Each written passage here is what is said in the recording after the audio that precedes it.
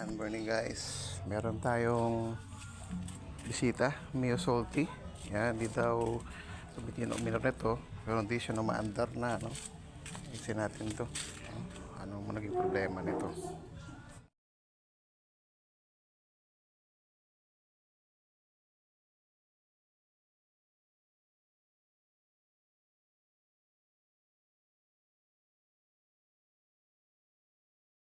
Yan, sa mga gagawin natin na, no? Carburetor niya muna. Linisin natin.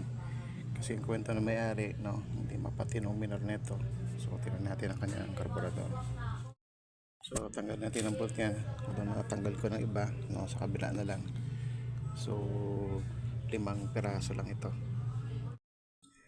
Tanggal din natin ang battery, tapos yung kanyang compartment kasama upuan. Yan, tanggal natin ang carburetor natin ang minakluster natin.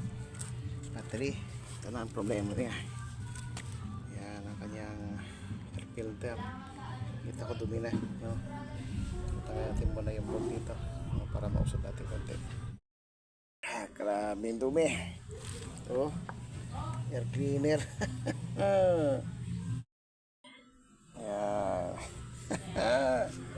Pwede nang tubuan to ng talaba. Pwede nang tamnan to. Grabing kapal.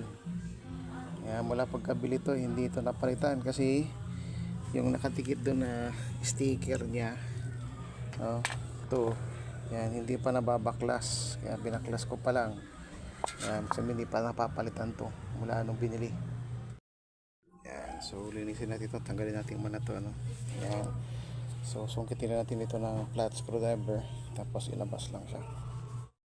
Yan, ayan na siya. So linis natin muna. So gamitin ng CPT cleaner para malusaw yung mga dumi. Yan, dito tanggalin natin ito ng air reduction niya. At saka yung fuel valve niya. Yan, linisin din natin kasi tingnan mo naman ang itsura nito. Grabe duwis. Ayos natin ang kanyang fuel valve, yan. Yung tinatawag ng peacock niya, yung control na valve para hindi mag-overflow ang carburetor. Yan, general cleaning natin ang kanyang tangke, kasi madumi. Lagyan natin to, tapos linisin natin loob, gamitin natin ng CPT cleaner, tapos sugasan natin ng gasolina mamaya.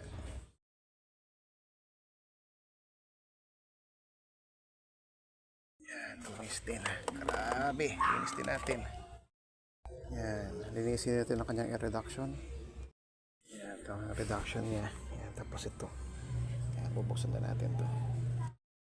Yan, ito yung loob niya. Yan, list na natin, Yan, so sample na lang. Punas muna. Yan, list na natin. Tapos lagyan natin ang air filter dito. Tapos ang reduction na ayos na rin natin, linis na. Yung kanyang pick-up niya, fuel valve niya, ayos na rin natin. So may ang tangke na lang. Carburetor. Tapos panggilid naman pagkataas nito. Yan, dito guys, sa air filter niya, be aware may screw siya dito. Kahit na ilabas niya, hindi siya mababaklas kasi may screw pa siya dito, Pagpasok doon, i-screwhan po yan siya. Yan, yun siya guys, ito yun. Yan, okay.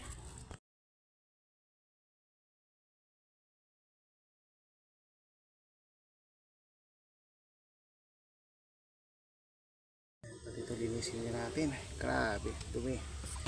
Putik. Kaya pati ito linisin din natin. Dami dumi. Chainsaw na rin natin. Lukur.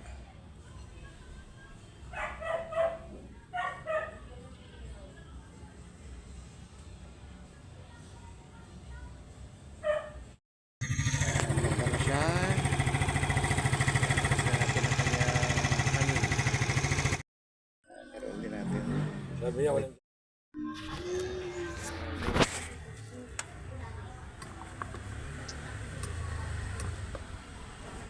yan, okay na siya guys, problema lang nito, wala siyang hindi pa napalitan ng battery kasi napapatchet na may-ari, so kick na lang natin, okay, makauna natin, okay, ayos na, mga pinag-palitan, okay na, goods.